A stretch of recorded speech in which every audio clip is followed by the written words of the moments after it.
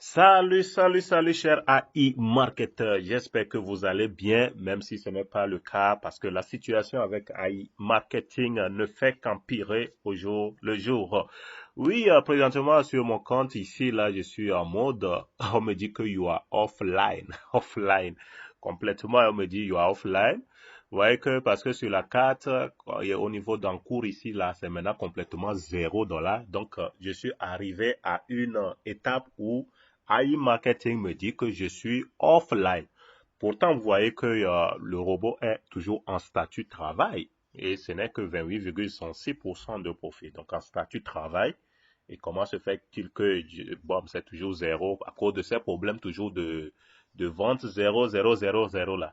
Et ils me disent en rouge ici, là, que you are offline. Voilà, donc, c'est la situation, c'est l'actualité actuellement avec AI Marketing. Hein. Au fur donc que ce message s'affiche sur plusieurs comptes en ce moment. Alors, j'ai eu certains commentaires disant qu'il se peut que ce soit le Bitcoin qui soit à l'origine de la situation de crise actuelle de AI Marketing, que ce pourrait que AI Marketing est en train d'espérer que le Bitcoin puisse remonter la pente parce que le Bitcoin est actuellement à 20 120 $. Donc, que le Bitcoin remonte la pente avant qu'il ne revienne.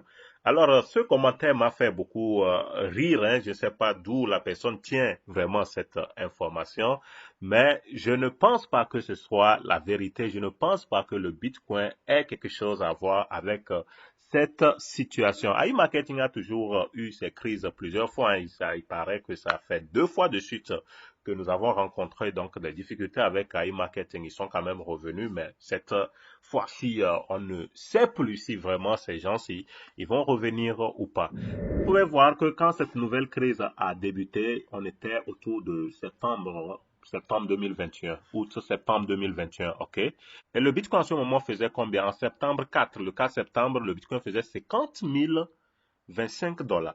50 025 $. Et nous étions déjà en crise, ok? La iMarketing a commencé déjà sa crise. Pour eux, c'est parce qu'ils ont introduit un module de paiement pour permettre aux gens de pouvoir retirer avec leur carte de cashback. C'est ça qui a fait que ça a mal fonctionné et ça fait que nous sommes donc dans le pétrin jusqu'aujourd'hui. Ok, donc ce n'est pas le Bitcoin. On ne peut pas dire que le Bitcoin lui n'avait pas de problème. Est-ce qu'ils ont, parce qu'ils ont fait donc l'analyse pour voir que donc avec les jours qui vont venir, donc le Bitcoin va chuter. C'est le pourquoi. Non, ça ne peut pas aussi être le cas parce que iMarketing a plusieurs formes de retrait. De la même façon qu'ils ont plusieurs formes de plusieurs modes de dépôt, il y a aussi plusieurs modes de retrait. Il n'y a pas que le Bitcoin, il y a le USDT, tu peux retirer en USDT Trons, tu peux retirer en Ethereum. Et puis, vous voyez, c'est les frais de réseau qui sont importants. Vous pouvez constater que c'est l'Ethereum qui causait souvent des problèmes. Parce que quand le prix de l'Ethereum n'est pas stable sur le marché, vous allez constater que donc les frais du réseau, les frais de gaz sont tellement importants, conséquents, d'où iMarketing signalait toujours aux gens qui voulaient faire des retraits en Ethereum de faire attention aux frais de gaz parce que le prix n'est pas sur le marché, n'est pas stable. Et donc ça n'a rien à voir avec le Bitcoin. Le Bitcoin, toujours, quand c'est stable, les frais de réseau ont toujours été abordables. Donc, il n'y a jamais eu de problème avec le Bitcoin. Ou bien que tu retires avec USDT, no problemo, no problemo. Donc, cessez d'accuser le Bitcoin. Je crois que c'est Petron P et Gringo qui avaient avancé ce alibi-là, entre-temps, qu'ils ont eu des problèmes parce que le Bitcoin chutait.